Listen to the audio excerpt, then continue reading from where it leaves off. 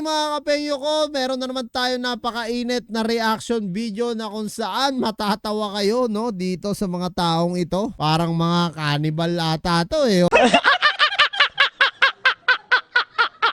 O ano eh, kulto eh. Na kung saan mga kapenyo no, kinawawa nila yung ano, yung lechon. Ang matindi pa ron mga kapenyo, kahit mismong tanglad, hindi pinatawad. That is what you call Hokage moves. Putang ina. Ganun na ba talaga ka ano ngayon? Ganun na ba talaga kahirap ang buhay para lang sa lechon? Talaga naman mga kapenyo. Pero syempre kahit naman talaga sino no, mananakam talaga basta lechon. Alam naman natin pagka lechon talaga napakasarap po talagang kainin yan. Isa rin po sa paborito natin pagkain yan. Kahit naman sino. Pero ang ibig ko lang sabihin mga kapenyo, wala po bang nagpapila na lang dito para sana sa maayos na paraan yung pagkain nila ng lechon, hindi yung ganito na talaga naman parang binalasubas yung lechon eh. Ako yung naawa sa lechon dito. Mga kapenyo. Anyway mga kapenyo, wag na natin patagalin yan at sabay-sabay nga natin panoorin yan dito. Ayan o. Tarating kaya o. Hindi inaabot na ilang segundo. Grabe, ilang seconds lang yun o. Alos 10 seconds lang. Taragis pati tanglad. Said.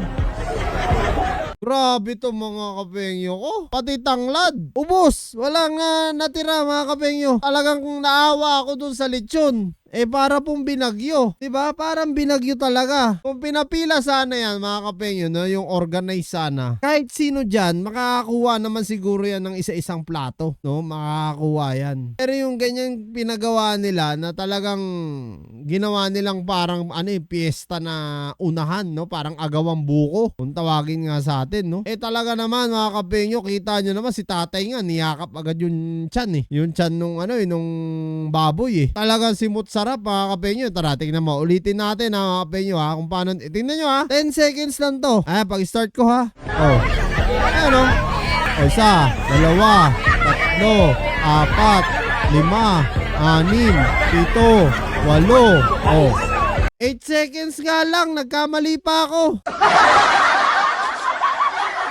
Tingnan nyo. 8 seconds lang nila pinag-agawan yun. Ganun po kabilis.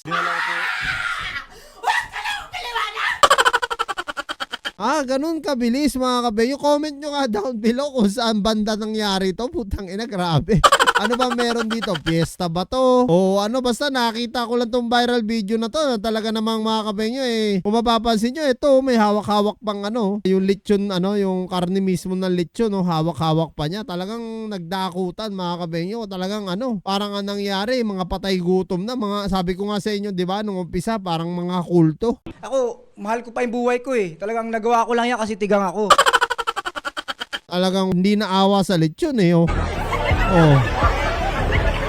Tatay dami nakuha ni tatay. Timot, sarap ang lechon. Walang kasigundo. Walang araw segundo inabot. So yan mga kapenyo, ano nga masasabi nyo dito sa mga taong ito, no? Talaga naman, parang mga patay gutom ang lumabas dito mga kapenyo O sinadya talaga na pag-agawan yun para nga pagkatuwaan sa social media. Comment nyo down below yan at lahat-lahat yan, mababasa ko lahat ng opinion nyo.